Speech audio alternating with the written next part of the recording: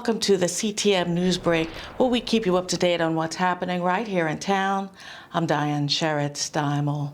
Hunger is on the rise as inflation continues to push supermarket prices higher. Aggregate Industries, as well as a number of area businesses, have stepped in to help and have made a sizable donation. Before COVID hit, we had probably 80 to 85 guests sitting down for a meal every week.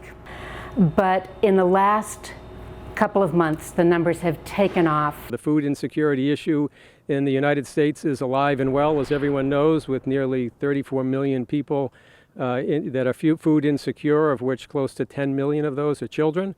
And it really hit home with me personally and with my local team. Congratulations to you all for all the work that you do, your teams, your boards.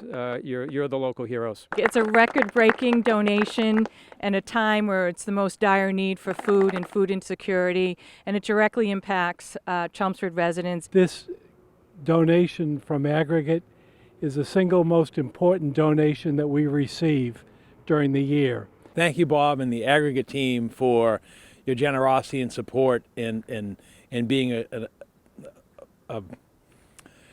symbol of the greatness of Chelmsford. I mean, as you noted, it was a lot of Chelmsford businesses who partnered with you to do this together, and I don't know of another community that sort of has the outreach and support that we're providing through the Table of Plenty and the food pantry, or community exchange as we call it.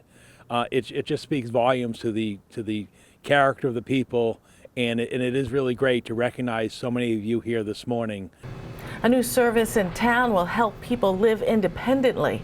Chelmsford Ride will provide transportation for senior citizens, persons with disabilities, and individuals in need, and they're looking for volunteer drivers. If interested, contact Transportation Coordinator Cindy Purnett at 978-654-9245 or the email shown on your screen. There are a number of exciting new programs happening at the CCA this fall, and new Executive Director Lexi Lattimore is looking to get the community involved. We're really excited to work with local actors. We've reached out to folks and they've responded as young as 8 years old all the way up to 80 years old. So we know that we're going to really reach the community through that theater program. We also have our gallery, and we'll be doing community-led programming in the gallery space, doing a bunch of storytelling and working with local artists to bring those stories to life in multimedia exhibits. So much of what we're doing is in response to a 2019 strategic plan that was commissioned, and we're listening to people. They've said, we want more theater, we want more family programming, and that's exactly what we're aspiring to do, while still honoring the folks who were here who've made it so special. And finally, disc golf has been growing in popularity.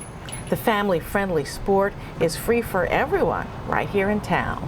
We just put in a third 9 holes at Parker Middle School a couple of weeks ago. So on the Chelmsford Public Schools grounds, we now have 27 disc golf holes that students can use during the day during physical education classes, and then is open to the community outside of the school day and on the weekends. You start at a tee box like you would regular golf, and then you're trying to get the frisbee into the basket in the least amount of shots possible, just like regular golf, except you're throwing a frisbee. It's great exercise. It's kind of low impact. Anyone can play it. It's meant for all ability levels. I've seen kids as young as 5 and 6 playing on this course, and I've seen older adults playing on the course, and kind of anyone in between. Your only prerequisite is that you can throw a frisbee and that you're okay to walk the 9 holes. Thanks for watching the CTM NewsBreak, brought to you by Chelmsford Telemedia. If you have news we can use, contact us at newsbreak@chelmsfordtv.org. I'm Diane Sherritt-Steimel.